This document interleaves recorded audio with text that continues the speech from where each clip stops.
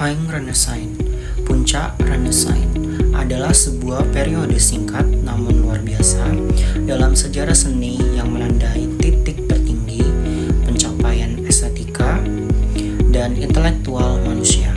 Berpusat di Roma di bawah perlindungan para paus, periode ini melahirkan karya-karya yang hingga kini dianggap sebagai standar kesempurnaan dunia. Berikut adalah narasi singkat mengenai era keemasan tersebut. Yang pertama, ada pengejaran harmoni dan keseimbangan.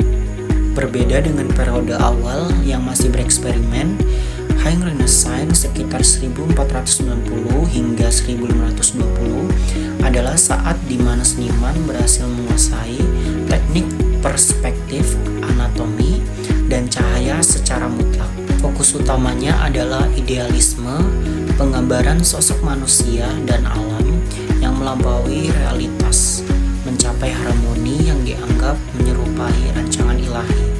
2. Raksasa seni. Era ini didominasi oleh 3 jenius besar yang memiliki karakter berbeda namun saling melengkapi.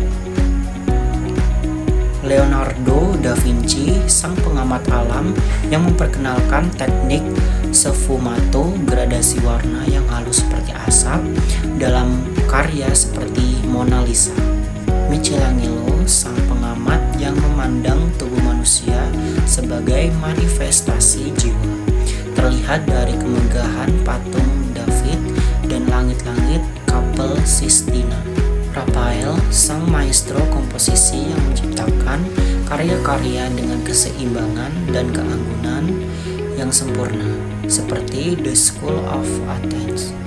3. Transisi menuju Manierisme 1520 hingga 1600. Setelah kematian Raphael pada 1520 dan peristiwa Shark of Rome tahun 1527, harmoni yang tenang mulai memudar. Seniman generasi berikutnya mulai bosan dengan keseimbangan sempurna dan beralih ke gaya Manierisme. Mereka mulai menggunakan warna-warna yang kontraks, proporsi tubuh yang dipanjangkan, dan komposisi yang sengaja dibuat rumit, dramatis sebagai bentuk ekspresi emosional yang lebih intens. Selanjutnya ada ringkasan ciri khas. Aspek karakteristik utama, teknik penguasaan penuh atas perspektif linear dan anatomi manusia. Komposisi, penggunaan bentuk piramida dan simetri untuk menciptakan ketenangan. Filosofi, humanisme, keyakinan bahwa manusia adalah pusat dunia yang rasional dan indah. Seni di era Haing Renaissance bukan sekedar meniru alam, melainkan menyempurnakan melalui rasio dan keindahan. Di sini saya akan melanjutkan materi yang telah dijelaskan oleh rekan saya sebelumnya. Dalam konteks musik era Haing Renaissance, sekitar 1500 sampai 1600, narasi utamanya adalah tentang transisi besar. Ini adalah masa di mana emosi manusia mulai mewarnai struktur matematika pada musik abad pertengahan. Berikut adalah narasi singkat mengenai peran modis dan munculnya triad pada era tersebut.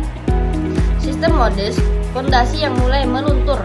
Pada puncak Renaissance, musik masih berpijak pada 8 mode gereja seperti Dorian, Phrygian, Lydian, dan lain-lain.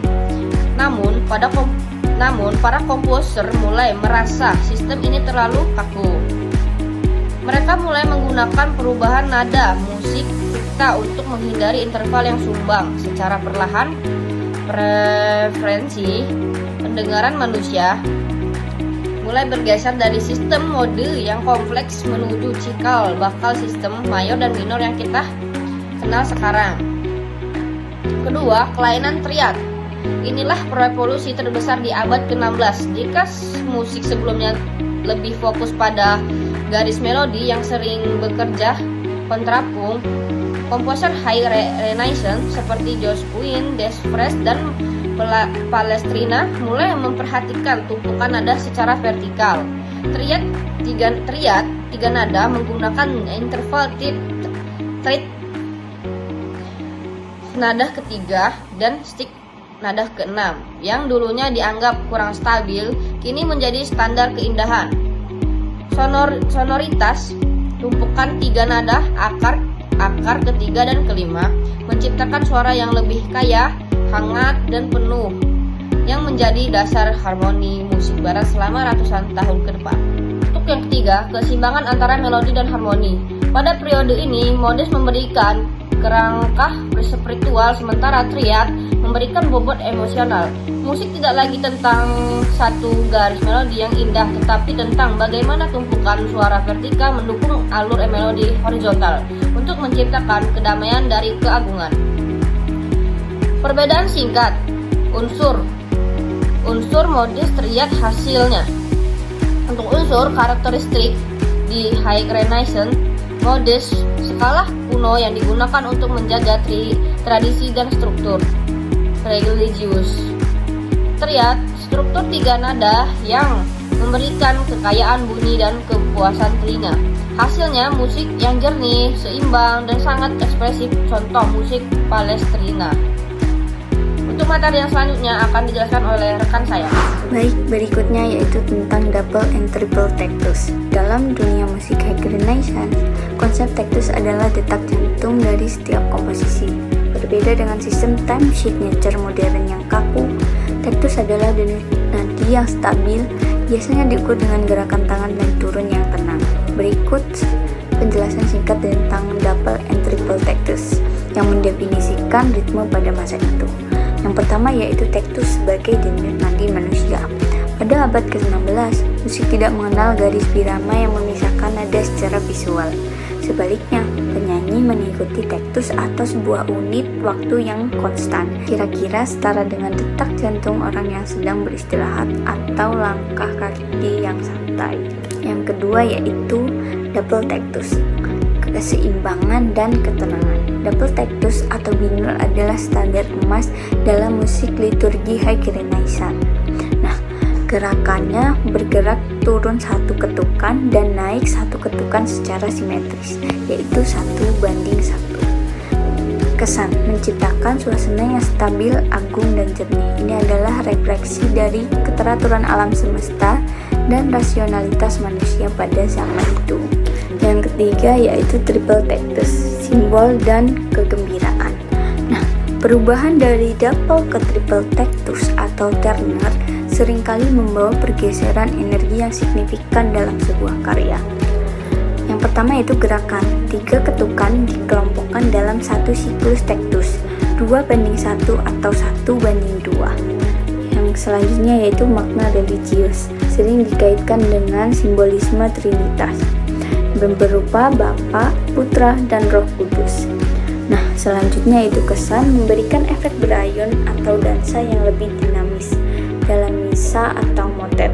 Perubahan triple sering digunakan pada bagian teks yang penuh sukacita. Perbandingan visual sederhana sendiri dari jenis tactus itu. Yang pertama yaitu double. Pembagian ketukan dari double yaitu 2 atau 4 bagian. Karakteristik suasananya sendiri yaitu stabil, formal, dan kontemplatif. Nah, untuk jenis tactus triple atau triple, pembagian ketukan yaitu menjadi 3 bagian. Karakteristik suasananya sendiri yaitu mengalir, berdansa, dan ekspresif. Proses transisi atau proportions. Para komposer Renaissance menggunakan sistem proportions untuk beralih antara double ke triple. Misalnya, tanda sexqualitera akan memerintahkan penyanyi untuk memasukkan 3 nada dalam ruang waktu yang biasanya diisi 2 nada tanpa mengubah tempo dasar tactusnya. Nah, poin penting sendiri dari tactus adalah pengikat harmoni. Meskipun melodi suara sopran hingga bass saling bekerja secara polifonik, mereka semua tunduk pada satu denyut nadi yang sama. Yang selanjutnya yaitu contoh dari double and triple tactus. Untuk memahami bagaimana double dan triple tactus bekerja dalam praktik nyata, kita bisa melihat karya maestro terbesar High Renaissance, yaitu Giovanni Virgilio da Palestrina. Buat contoh partitur double and triple tectus sendiri yaitu seperti ini. Dari penjelasan yang kami jelaskan, ada nih poin menarik dari double and triple tectus. Yang poin menarik tersebut yaitu tidak adanya garis birama. Nah, perlu diingat bahwa dalam partitur asli abad ke-16 tidak ada garis vertikal atau bar lines seperti musik modern. Nah, penyanyi double hanya melihat kelompok 2, penyanyi triple melihat kelompok 3. Mereka semua tetap sinkron karena mengikuti gerakan tangan konduktor yang naik turun secara konsisten sebagai tectus. Assalamualaikum. Nama saya Timothy Mevin Fadlun Semetupang dengan NPM 241304014. Nah, di kali ini saya akan menganalisis bentuk musiknya dari lembar pertama dengan lagu berjudul atau piece yang berjudul dari Cercare a Williat Renacimiento. Nah, dari lembar pertama ini sebenarnya, jadi dia tuh main di natural ya, nggak satu khas yang lain, dia masih main dari kayak natural C atau A minor bisa juga. Nah, cuman di motif pertama dan kalimat pertama dalam analisis kami pada hari ini itu adalah tangganannya digunakan dalam modus durian yang dimulai dari D sampai D lagi. Nah, kenapa bisa begitu? Nah, seperti yang tidak ada fotonya di sini.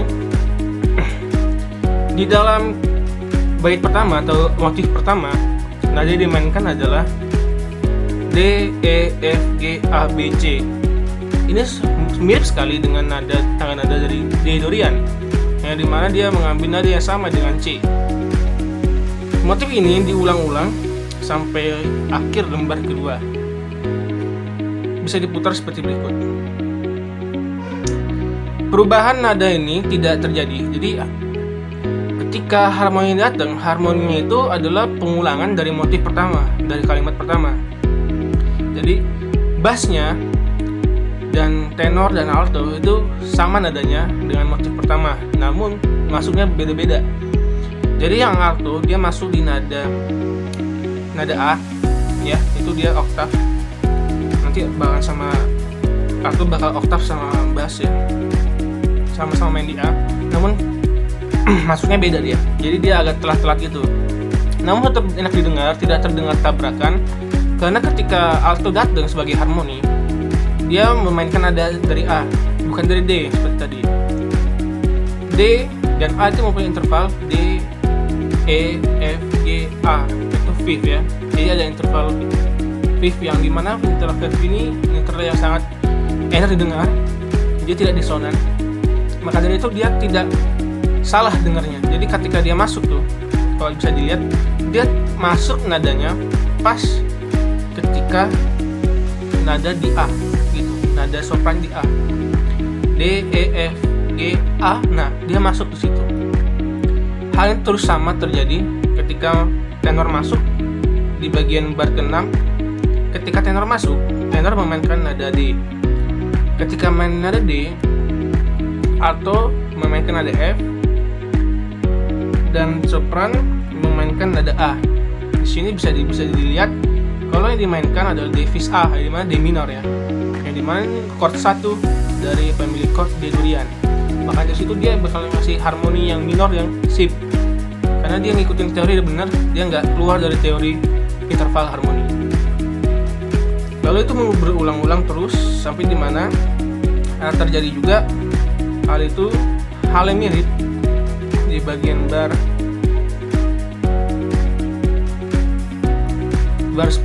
11, yang dimana bass memainkan nada F, tenor memainkan nada C, dan alto memainkan nada A, sopran memainkan nada A. Sopran dan alto memiliki interval oktav ya, dimana ini masih oke. Dalam harmoni yang tidak boleh oktav itu adalah bass dan sopran ya, karena di suaranya bakal disonans, tidak mengalir ya. Namun di alto dan sopran tidak terlalu jauh perbedaan intervalnya. Maka dari situ dia menjadi suara yang enak didengar, tidak disonan.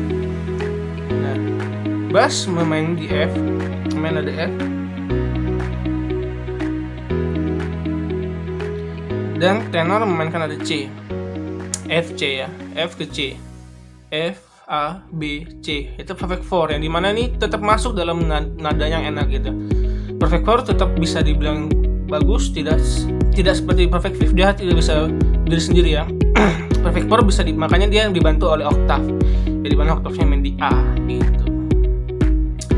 Lalu ini terjadi juga di bagian hal-hal yang mengulang terus, pengulang-ulangan sampai di lembar kedua nanti ada motif baru. Jadi motifnya gini, motif adalah nada-nada kecil dari atau kata-kata ya, kata-kata yang nanti akan jadi kalimat di mana dari bar 1 sampai bar ke 10 nanti itu ada pengulangan kata, di mana pengulangan katanya menciptakan motif baru. Maka bisa dibilang kalau dalam satu lembar ini memainkan satu motif, satu kalimat ya, satu frasa gitu, frasanya dari di durian gitu. Akan dilanjutkan oleh rekan saya di lembar kedua. Pada slide kedua, beberapa suara berjalan bersamaan tetapi memiliki melodi sendiri. Setiap suara saling meniru tema yang sama.